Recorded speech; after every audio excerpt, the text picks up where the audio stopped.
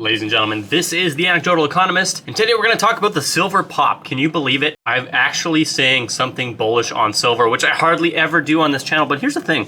In the last video, we talked about the price of gold and how gold could perform better than everyone else thinks. Even though the game's changed, a lot of people were very bearish on gold. Gold sold off, as we know, but I made a case why I think gold could do better than a lot of people think. But silver, on the other hand, well, that really has some potential. There's some really good news here for silver. So let's get into it. There would normally be an intro here, but I'm just kind of lazy and not doing them right now.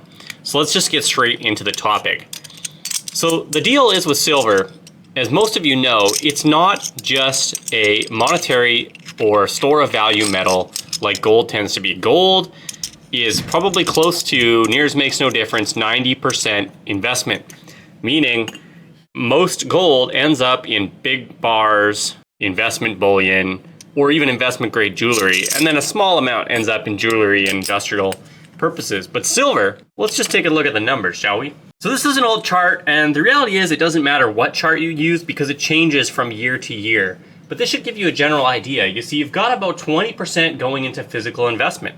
So that's us. That's the coins or the big players. Then you've got this 10% here for photovoltaic. And then you've got the rest of industry, which is about 42%. A lot of that's automotive, a lot of that's medical uses, big time industrial use. A little bit goes into photography. Jewelry is shockingly almost 20%. And even silverware still uses quite a bit of silver. Go figure. Why is it called silverware? Now these things move around all the time. Investment demand can jump up a little bit. Industrial demand can go down. But generally, it's a lot more volatile than what we see in gold, right? Silver, as we all know, tends to follow gold at a later date. And I think a big reason for that is because in most cases when gold's taking off, things are not great in industry.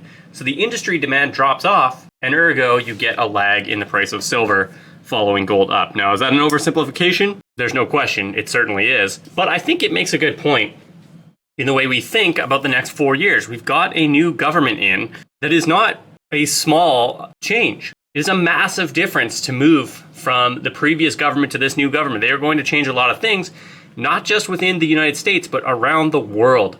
Business outlook is going to be different. Now, could we still have a recession? Quite possibly. There's all kinds of things that could come into play. But my contention for you is that industry, the industry side of silver, is going to look a lot stronger than it did only a few weeks ago. Now, we'll see if that bears out or not. But my point is that, if investment demand in gold is going to be flat to stronger, not as bearish as everyone thinks, well, silver, how much better is the outlook for silver if we think that industry is going to go up as well? And I would argue silver still has some catching up to do with gold. So if gold just flatlines, let's just say gold flatlines for the next 4 years, which I would be somewhat surprised if that was the case, silver should have a catch up on the investment side, but also with this new government, there might be an argument for an industry pickup.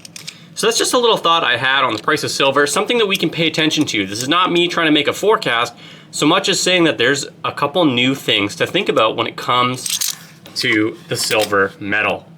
I'd be curious to see what other people think, or do you all think that we're gonna see $20? I'll tell you this much, I would love to see $20 silver. I know that would make a lot of people unhappy, but man, if I could go back to $20 silver, I would be buying a lot of things that I have just not been able to get myself to buy because it's just been too crazy.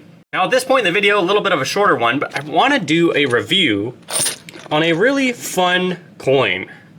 This little stack there, I love dumping a tube out. And that's actually this coin. I keep it on the table, and you can see this is the Canadian Werewolf. It's part of a series, a 2-ounce series, nice thick chunky coin, the Beasts of the North. But let's get rid of this dirty one and jump into the good stuff. So a couple of comments I have with these coins. I don't think they're gonna do very well. They were quite high premium when they came out. I think some of that might have been because of the silver squeeze. This was in 2021. And a few years prior, they had come out with a Kraken. And I never actually got a Kraken. I would like to get one. If I see one, I will probably scoop it up, but I'm not going way out of my way for it. The nice thing with these coins is you get all the benefits of a maple. They're well done. There's no milk spotting. very clean. You know, the moon on there looks fantastic. I'm actually just gonna dim the lights. Oh yes, that's much better for this creature of the north. Now that moon just has some excellent details. I really like the artistry on this. I'm not a werewolf guy. You know, they're doing these kind of cool coins. The Kraken was really neat. I enjoyed that one, crushing up a ship. I'm gonna get one. So I actually bought these. I bought a full tube. I think they come in a tube of 15 of these 2-ounce coins, and I had high hopes they would release another coin and we would get to see a little price jump as collectors moved in. And unfortunately, that just has not come to fruition. So my question is kind of like, is the RCM going to come out with a third coin, a fourth and a fifth coin? And this is what I'm gonna do with this review, is talk a little bit about the Royal Canadian Mint. I am just not a fan of their series coins.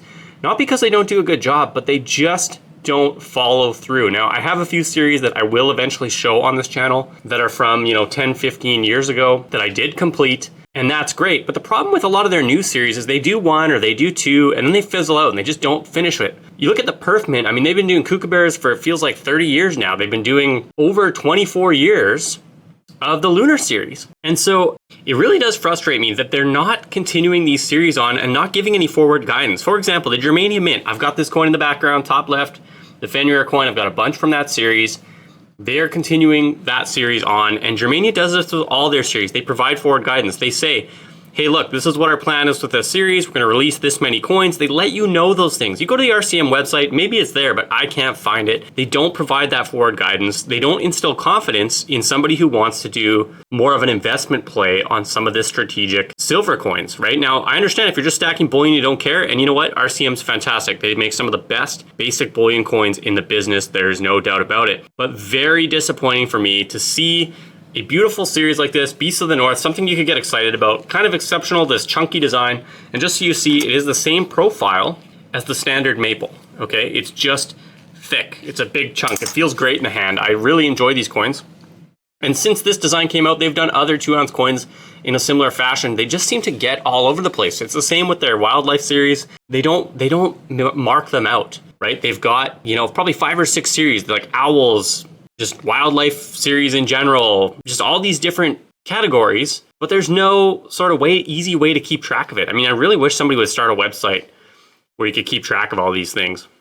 But I digress. I really hope there is another coin out. And in fact, I did reach out to the RCM. Hopefully they will get back to me and let me know. If they do, I will let you know. And if they do, I will be buying a Kraken. So I'll review the Kraken when I get it, and I'll let you know what the RCM told me. But having said that, just one last look at this coin. The trees in the background really make it for me. Just the kind of cool, you can kind of picture that just cold northern forest and this scary werewolf kind of coming out. And again, werewolves are not really my thing, but it's just a cool coin. Probably should have reviewed this on Halloween, but I didn't. So it is what it is. Now the question is this going to replace anything on the screen here? And I think at the end of the day, I kind of have to replace something because this stuff's just been sitting out for way too long. So I'm going to go ahead and get rid of King Arthur here. I think that's kind of the least exciting coin on the screen at this point. We're going to go ahead and drop in this new werewolf coin. Take one last look at Arthur as we wrap this up. And this just goes to my point. When we look at the background here, again, with the Perth Mint providing forward guidance, the Royal Mint isn't perfect, but they have all the details on this series on their website. It's very easy to figure out how many coins they have, when they're coming out with them, and, you know, not as good as some, but pretty good, right? RCM needs to learn from that, but the downside of these guys is, of course, always the milk spots. Another example here, this spider, I got this for, I don't know, just over spot, maybe $5 over spot. It's worth 80 bucks on eBay. You know, I'm not saying I would get that much for it, but clearly holding its value because you can look up the rest of the series and you know what they're worth. The shark from that particular series is worth like hundreds of dollars, which is kind of cool. Everybody wants the shark. So I'm gonna go ahead and put away this Arthur, and I just wanna say I appreciate everyone watching. I've gotten just so much positive feedback, and I really just enjoy talking back and forth. Now, if you wanna leave a comment, but you don't know what to say to support the channel, today's keyword will be moon. This has been the Anecdotal Economist. That's my 2 ounces worth. Remember, I'm pulling for you. We're all in this together. Kilogram, you're the dragon, you're the rabbit. Okay, let's look at the money side now. Watch as I pull this bad boy out of here. Absolutely stunning once you get it out of the case. Feeling the weight of this in my hand. Oh, that's such a good feeling. I never had enough gold. Okay, and I've been doing bonus features lately. Today's bonus feature, I want to talk about the Royal Canadian Mint Shield that gets rid of the milk spotting. The issue that I'm finding is I've been handling this coin, and you can see it's starting to kind of tone a little bit, but it's almost spotty in the way it's toned, and I think that's because they're actually spraying a coating on here. I learned about that recently, and the problem I have is if you scratch the coin, that coating's gone only in the scratch spots, so it's very hard to get an even tone. I'm not saying this is the end of the world, but it's just something to pay attention to, that it's going to tone very different from coins that don't have that sort of mint shield technology. It's something to think about. It's not a perfect solution. It's very good, not perfect. So that's kind of my bonus feature for those hardcores that made it. Let me know if you actually did watch this. I feel like nobody gets there, but I do appreciate it. Peace.